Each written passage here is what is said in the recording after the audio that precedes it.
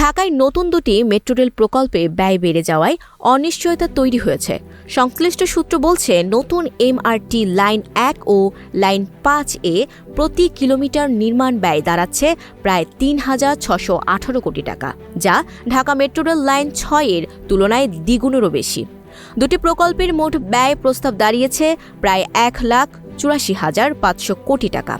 এত বিপুল ব্যয়ে প্রকল্প বাস্তবায়ন করলে যাত্রী ভাড়া বৃদ্ধি ও সরকারের ঋণের চাপ বাড়ার আশঙ্কা রয়েছে বলে জানিয়েছে Dhaka mass transit company limited. বিশ্লেষকদের মতে, দরপত্রে প্রতিযোগিতা কম থাকায় ব্যয় অস্বাভাবিকভাবে বেড়েছে। জাপানের ঋণদাতা সংস্থা জাইকার এর শর্তের কারণে ঠিকাদার নিয়োগে মূলত জাপানি কোম্পানিগুলোর মধ্যেই প্রতিযোগিতা সীমিত থাকছে। ডিএমটিসিএল এর ব্যবস্থাপনা পরিচালক ফারুক আহমেদ বলেন, এসব শর্তের কারণে প্রকল্প ব্যয় অনেক বেশি হয়ে যাচ্ছে। অন্যদিকে বিশেষজ্ঞরা বলছেন, প্রতিযোগিতা বাড়াতে না পারলে এ ধরনের মেগা প্রকল্প দেশের অর্থনীতির জন্য বড় চাপ হয়ে দাঁড়াতে পারে। এ অবস্থায় প্রকল্পগুলোর ব্যয় পুনর্বিবেচনা ও প্রস্তাব সংশোধনের উদ্যোগ নেওয়া হয়েছে। চূড়ান্ত সিদ্ধান্ত এখনও হয়নি। Desk report, news flash 71।